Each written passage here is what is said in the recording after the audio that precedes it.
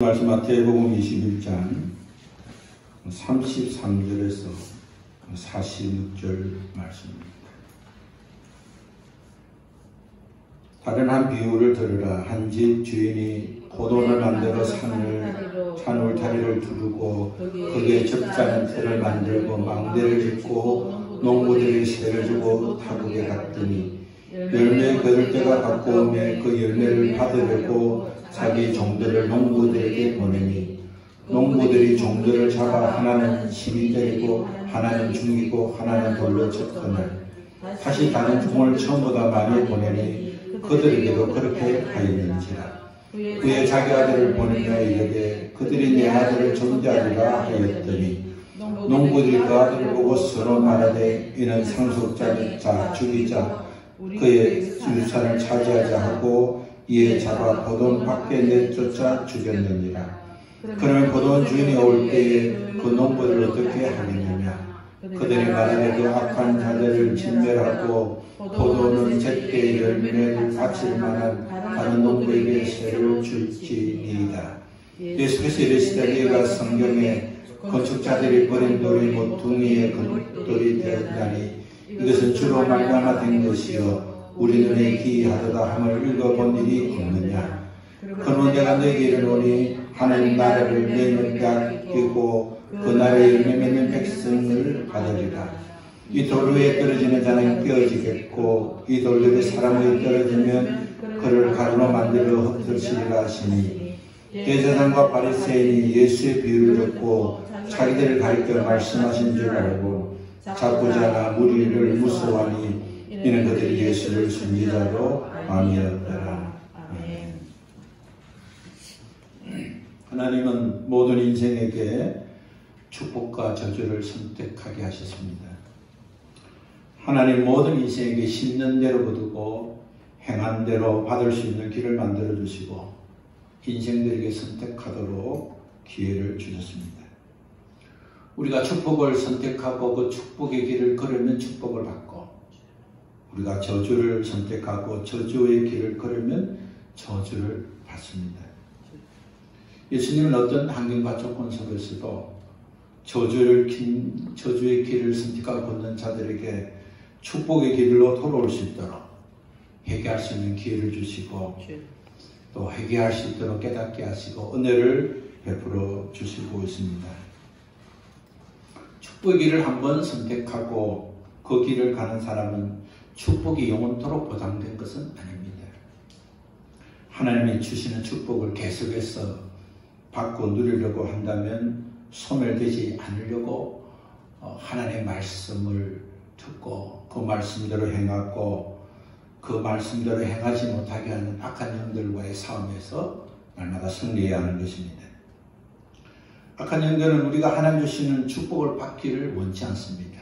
왜냐하면 하나님의 축복을 받지 않고 저주의 길을 갈 때는 악한 영들과 화목하게 지냈고 악한 영들이 원한 대로 사용되었고 악한 영들로부터 자유롭지 못했지만 그러나 축복의 길을 선택하는 순간 악한 영들과의 결별이 없고 악한 영들이 원하는 것을 흉내도 내지 않고 하나님이 원하시는 것만 행하기 때문에 악한 영들은 어떻게 하든지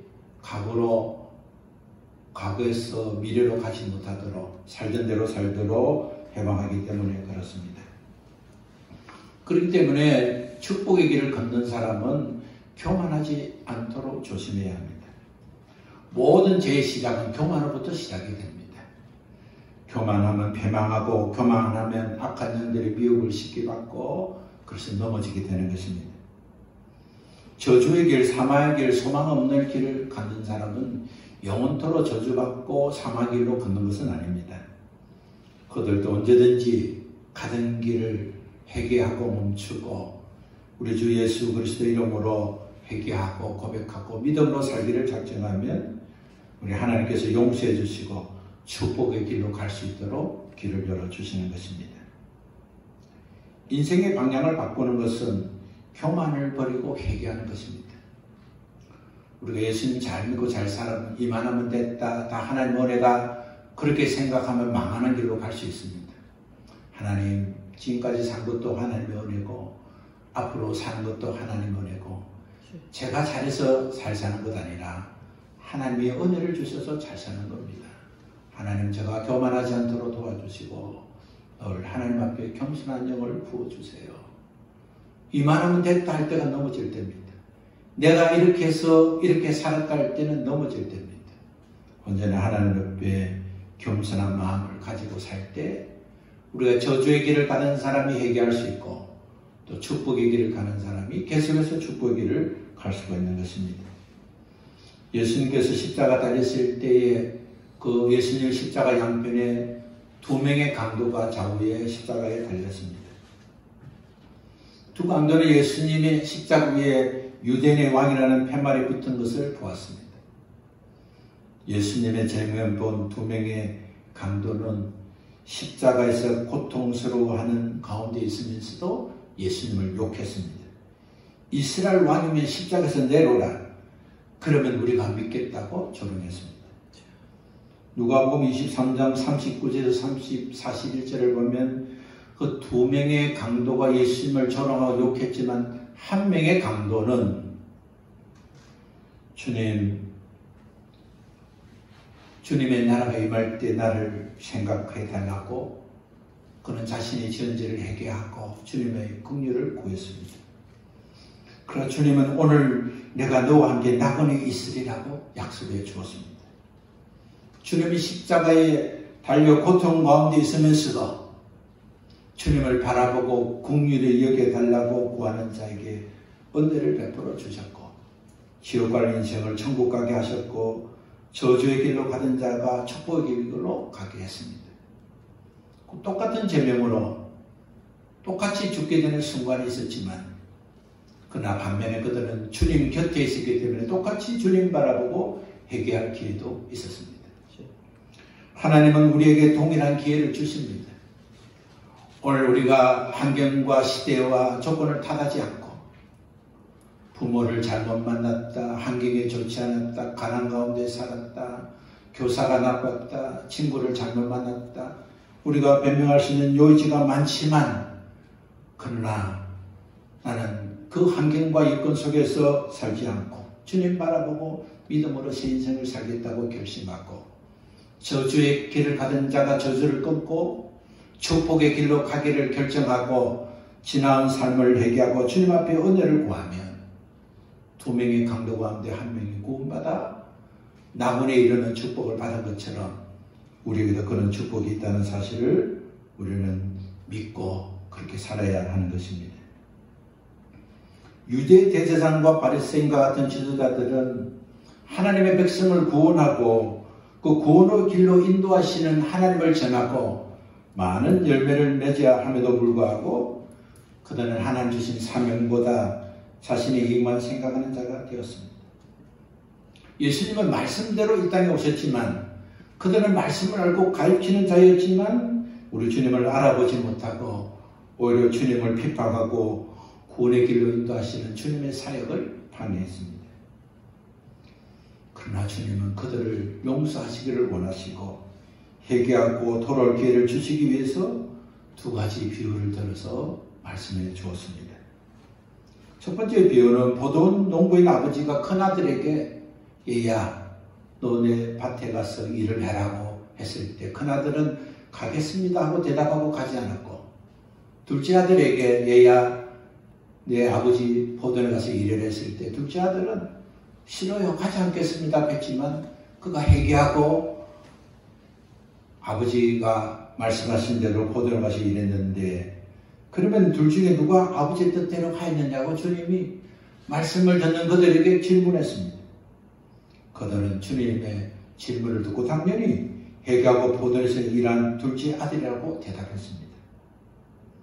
포도원의 두 아들 이야기를 하신 것은 큰 아들은 유대 격분주의자들이고 둘째 아들은 이방인들을 표현하는 것인데 하나님께 먼저 은혜 받은 격분주의자들 너희들이 지도자들인 너희가 하나님 주신 기회를 내 하겠습니다 순종하지 않으면 되겠느냐는 책망을 그들은 받았습니다.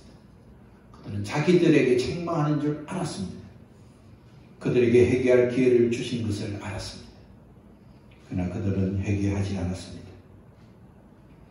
주님이 말씀하신 비유를 듣고 잘못을 깨달아 회개하지 않고 돌아서지 않고 저주의 길로 가고자 하는 그들에게 주님은 다시 한번 포도 농부의 비유를 들어서 오늘 본문의 말씀으로 설명하고 있는 것입니다. 포도는 비유에서 집주인은 하나님, 포도는 이스라엘 나라, 농부는 이스라엘의 종교 지도자들, 주인이 보내신 종들은 선지자들, 그리고 마지막에 보낸 아들은 바로 예수님을 상징한다는 것을 우리는 알 수 있습니다.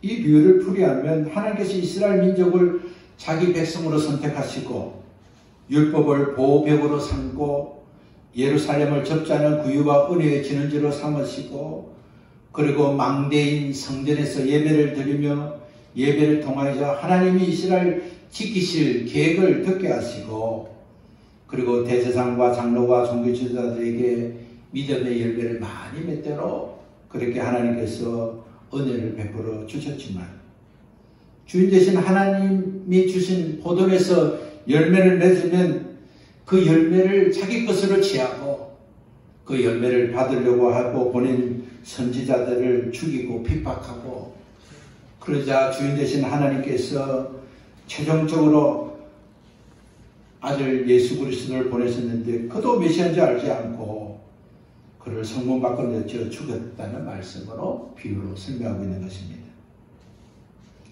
첫 번째 두 아들의 비유는 침례 요한을 통해서 하나님께서 회개하고 믿음을 가져야 된다는 말씀을 했지만 그들이 믿지 않았다는 것을 설명하는 것이고 둘째 오늘 본문의 비유는 예수님을 통해서 회개하고 믿을 수 있는 기회를 주었지만 예수님도 믿지 않고 불신하고 예수님을 죽이려고 한다는 설명을 비유를 통해서 말씀하고 있는 것입니다.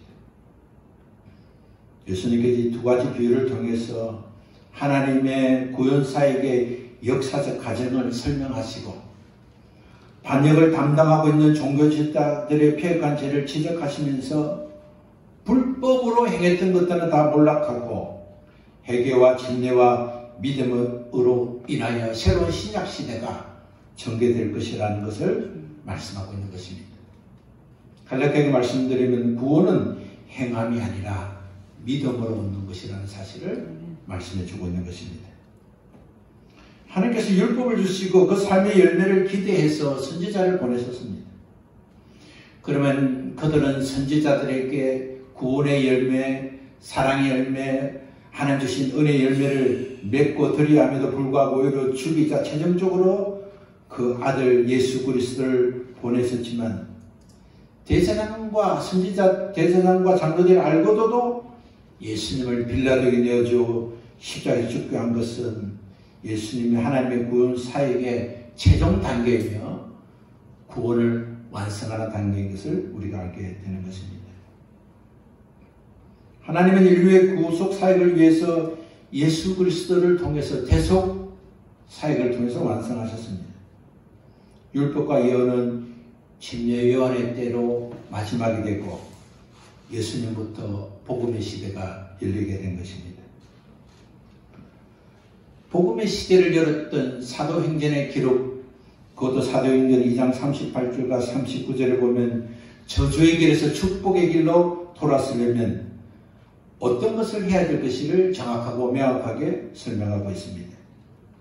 사도행전 2장 38절과 39절에 보면 너희는 회개하여 각각 예수 그리스도의 이름으로 침례를 받고 제3을 받아라. 그리하면 성령을 선물로 받는다고 말씀하셨습니다. 저주에서 축복의 길로 돌아서려면 첫 번째는 회개해야 합니다. 두 번째는 예수 그리스도의 이름으로 침례를 받아야 합니다. 그러면 주님께서 우리를 제3을 해주시고 우리 안에 성령님께서 내주하게 되셔서 성령의 인도하심을 받고 저주의 길에서 축복의 길로 가는 사람이 되는 것입니다. 예수님은 비유로 말씀하시면서 듣는 자에게 물었습니다. 포도원 주인이 종들을 보냈을 때 종들을 죽이고 또 더 많은 종들을 보냈을 때 또 종들을 죽이고 이제는 아들을 보냈는데 아들을 또 죽인다면 포도원 주인이 다시 올 때 주인이 이 농부들을 어떻게 하겠느냐고 물었습니다. 주님의 말씀을 듣는 자들은 이렇게 대답합니다. 악한 자들은 진멸하고 포도는 제때 열매를 바칠 만한 다른 농부에게 세를 주어야 합니다. 라고 대답했습니다. 그들은 알았습니다. 이렇게 행하면 어떻게 된 줄 알았습니다. 하나님 원하시는 일을 하면 복을 받는 줄 몰라서 하나님의 말씀을 행하지 않는 것이 아닌 것입니다. 미련하고 교만해서 그렇습니다. 그들은 주님의 비유로 말씀하실 때 자기들에게 하시는 말씀으로 알아들었습니다. 그리고 주님이 또 물었을 때 어떻게 하겠느냐 물었을 때 다른 농부에게 세를 줄 것이라고 대답을 했습니다. 하나님의 뜻을 깨달았습니다. 하나님이 어떻게 하실지 진노를 알았습니다. 그러나 그들은 회개하지 않았고 그들은 하나님이 주신 축복의 길을 선택하지 않았습니다. 역사적으로 AD 70년에 유대는 로마군에 의해서 완전히 멸망하고 유대민족은 나라를 잃고 유대민족은 세계 만방으로 흩어지게 되었고 예루살렘 성전은 해파되고 복음은 이방인에게 전파되어 열매를 맺기 시작했습니다. 예수님께서 말씀하신 대로 복음은 이방인에 의하여 선한 열매를 많이 맺게 되었고 우리도 그 은혜로 말미암아 저주에서 벗어나 축복의 사람이 되는 은혜를 잊게 되었습니다. 인간의 생사화복은 하나님께서 우리가 선택하고 행하는 것을 보고 하나님께서 결정하시는 것입니다. 누가복음 12장 20절에 어리석은 부자를 주님이 비유로 말씀하셨습니다. 그는 성공한 사람이었습니다. 그는 하는 일들마다 잘 되어서 그 해는 그렇게 큰 창고에도 더 채울 수 없을 만큼 많은 수입과 많은 재산을 불리게 되었습니다. 그는 성공에 도취되었습니다. 세상 성공에 그는 물질에 도취되어서 하나님의 나라를 준비하지 못하는 어리석은 부자가 되었습니다. 그는 수입이 많아지고 그 수입이 많아지자 그 수입을 가지고 선한 일에 열매 맺기를 생각하기보다 더 창고를 넓혀서 그 축복과 그 물질을 창고에 넣어두고자만 생각했습니다. 창고를 확장하고 곡식과 물건을 넣을 굴것만 생각하는 어리석은 부자에게 주님이 말씀했습니다. 이 어리석은 부자는 자신의 영혼아 여러 해설 물건을 많이 쌓아두었으니 평안히 쉬고 먹고 마시고 즐거워하자고 자기 영혼에게 말을 합니다. 하나님은 어리석은 자여 오늘 밤에 내 영혼을 도로 찾으리니 그러면 너 준비한 것이 누구의 것이 되겠느냐고 질문을 하셨습니다. 기회는 늘 있는 것이 아닙니다.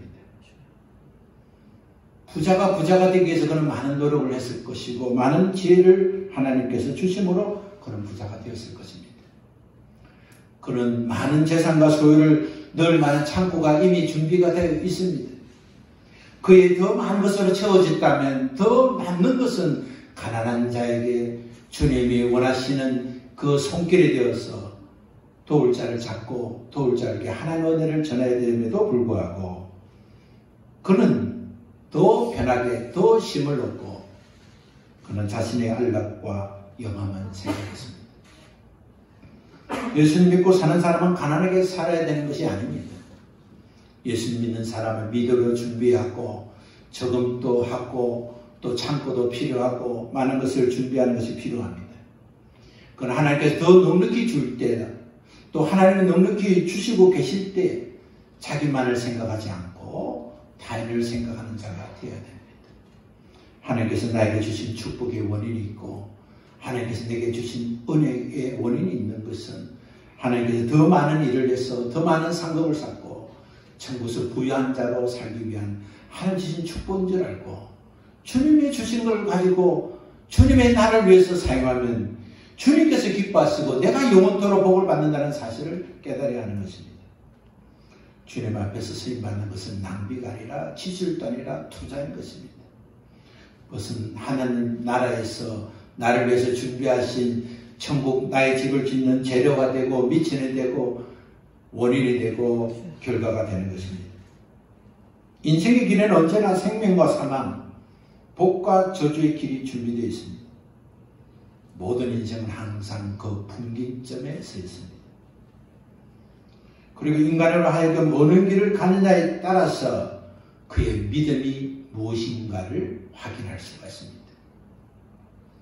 어리석은 부자로 사는 믿음인가, 영원한 하나님의 나라를 향해서 사는 믿음인가는 그 분기점에서 밝혀지게 되는 것입니다.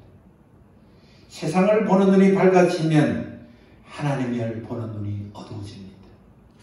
하나님의 나라를 보고 하나님의 영안이 열리면 세상이 가치가 얼마인 것을 분명히 확인하게 되는 것입니다. 육신의 욕심으로만 살면 사망과 저주의 길로 가기 쉽지만, 그러나 영의 눈으로 영의 소유로 살려고 하면 생명과 복된 길로 가기가 쉽습니다. 하나님이 허락하신 것은 믿음으로 하나님을 기쁘시게 하고, 믿음으로 하나님 주신 축복을 누리게 하고, 믿음으로 하나님을 영화롭게 하며 사는 것입니다. 하나님은 우리가 결정하고 살아가는 믿음의 방식과 열매를 보시고 미래를 결정하시고, 또한 우리의 미래가 결정되는 것입니다. 오른쪽으로 하면 생명의 문이, 왼쪽으로 하면 죽음의 문이 열릴 것입니다.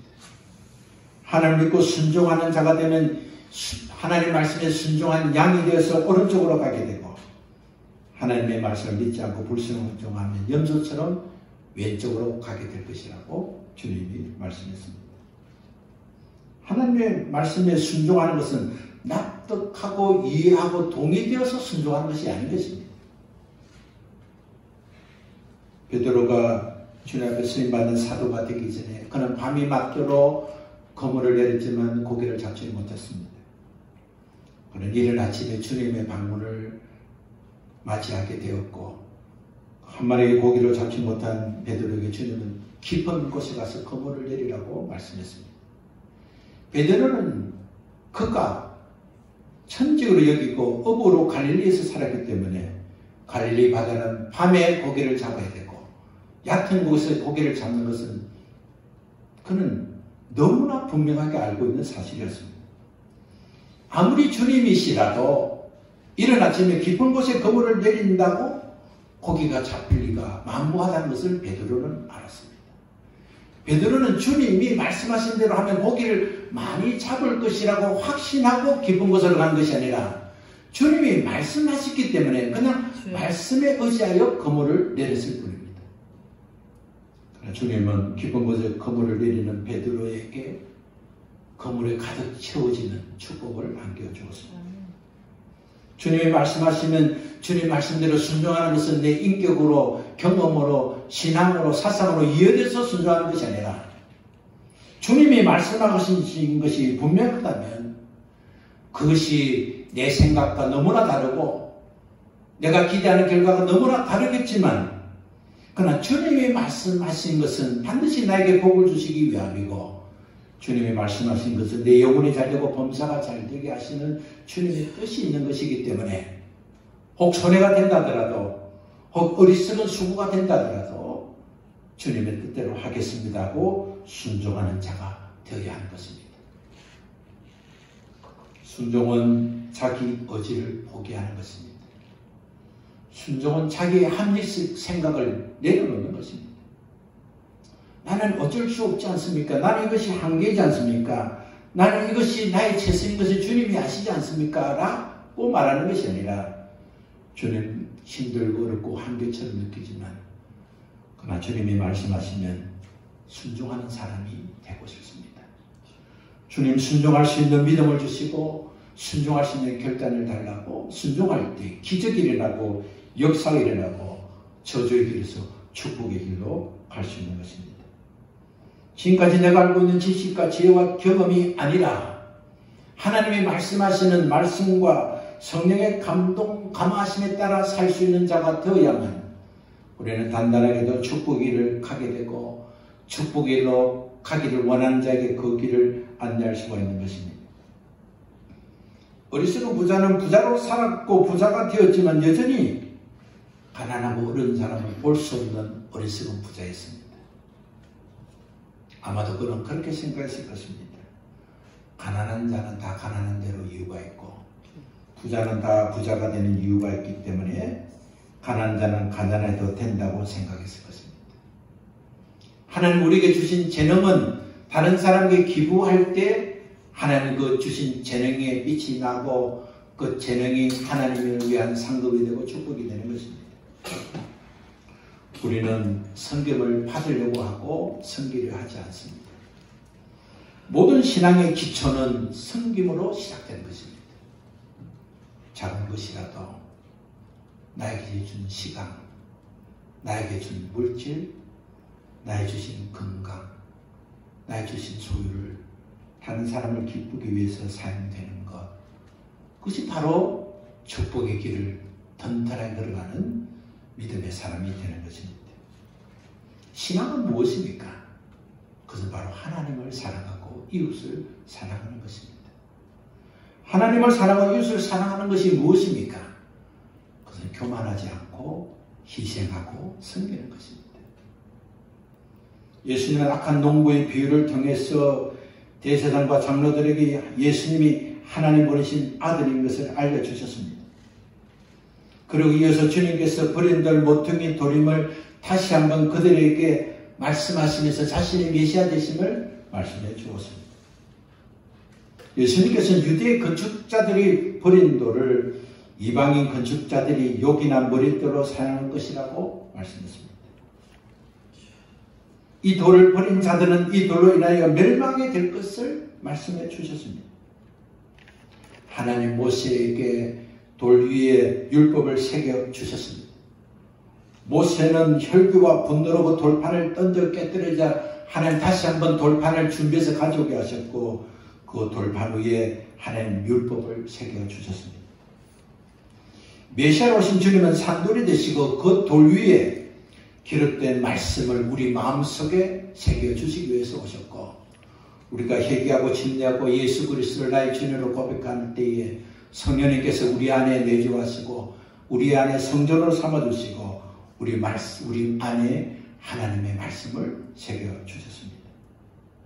그것이 바로 산돌 되신 우리 주님께서 우리 안에 계시기 때문에 나타나는 증거인 것입니다. 예수 그리스도는 우리 인생의 기초돌입니다. 예수 그리스도는 교회와 가정과 우리의 미래를 설계하고 세워나가는 기초돌이 되는 것입니다. 주님 위에 세워진 것은 넘어지지 않습니다. 예수 그리스도 이름으로 기도한 것은 응답이 되고 예수 그리스도 이름으로 행하고 섬긴 것은 반드시 복을 받고 상급을 받게 되는 것입니다.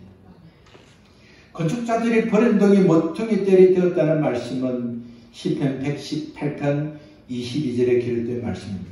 우리 주님은 너희들이 시편 118편에 있는 22절의 말씀을 읽은 적이 없느냐고 반문했습니다. 주님이 말씀을 하신 것은 유대인들이 배척한 그리스도를 이방인이 영접하게 될 것이라는 말씀이기도 합니다. 모퉁이의 머릿돌이라는 것은 머릿돌은 건물을 지는데 기준 삼는 것이 머릿돌입니다. 이 돌 하나를 딱 놓고 그 돌을 중심으로 벽을 샀습니다. 수평을 볼 때 기준이 될 때 반드시 그 돌을 보고 벽을 쌓고 건물을 지어나가는 것입니다. 모퉁이 돌이 중심으로서 벽을 쌓고 이 돌을 시작으로 건물을 짓기 때문에 모퉁이 돌, 머릿돌에 건축질 이름이 새겨지는 것입니다.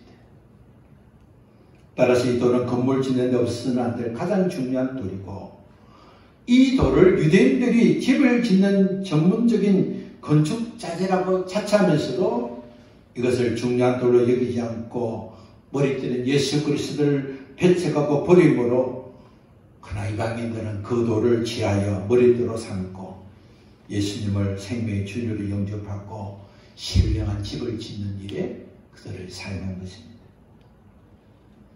버려진 돌은 그대로 버려진 것이 아니라 반드시 자신의 삶이 그치는 돌이 되고 자기 인생을 무너지게 하는 돌이 된다고 말씀했습니다.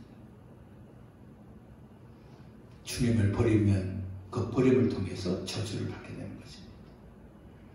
버린 그것이 인하여 책망을 받고 끝나는 것이 아니라 사망의 길로 가고 저주의 길로 가고 멸망을 가고 멸망에서 돌아올 수 없는 길로 가게 되는 것입니다.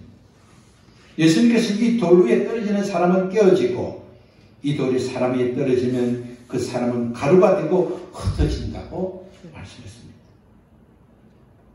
대제사장들과 바리새인은 주님의 비유의 말씀을 들으면서 자신을 향해서 하신 말씀인 줄 알았습니다.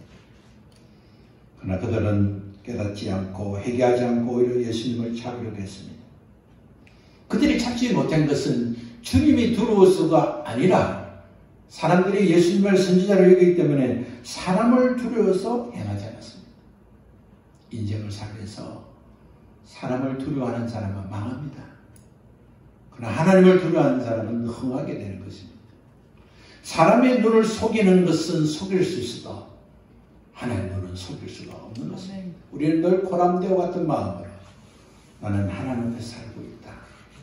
내가 생각하는 것도 하나님이 아시고 내가 행하는 것도 하나님이 아시고 내가 행한 것도 하나님이 아시고 내가 앞으로 살 것도 하나님이 아시기 때문에 나는 우선 잘하려고 사람을 속이고 사람에게 잘 보려고 하는 자가 아니라 하나님 앞에서 살고 하나님께서 칭찬받기 위해서 하나님이 나에게 준 가까운 사람에게 사랑과 정성과 섬김으로 하고 그렇게 행한 거 하나님 기억하시고 나에게 복을 주신다는 사실을 잊지 말아야 하는 것입니다.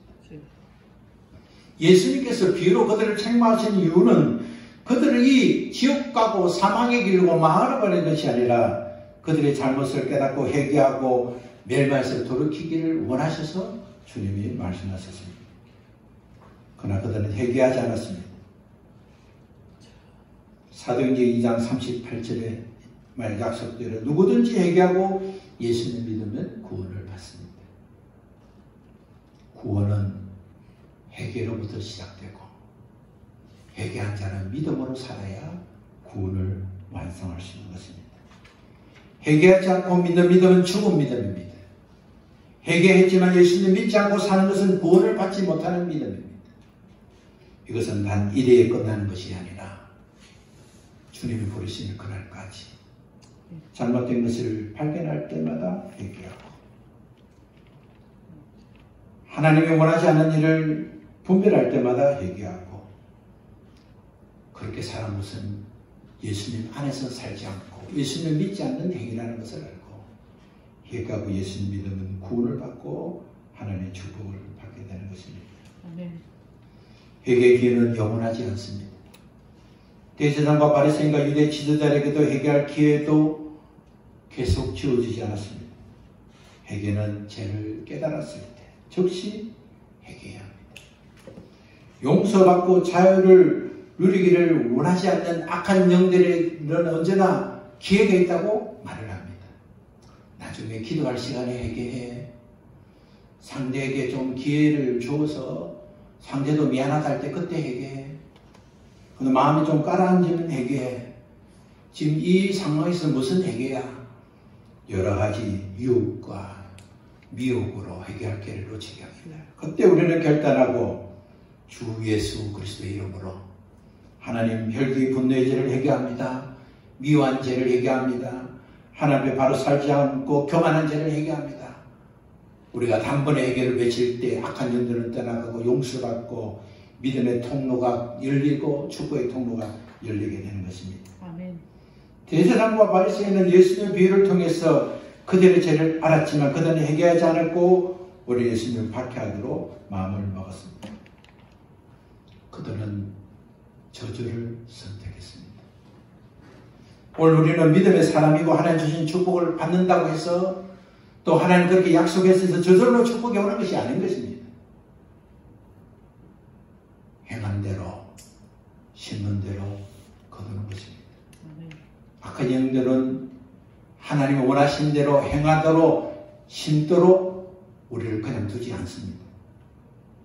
오늘도 악하고 더러운 영은 정말 더러운 짓으로 악한 짓으로 우리를 해방하고 하나님의 기쁨이 되지 못하도록 우리가 회개하고 믿음을 갖지 못하도록 방해하고 있습니다.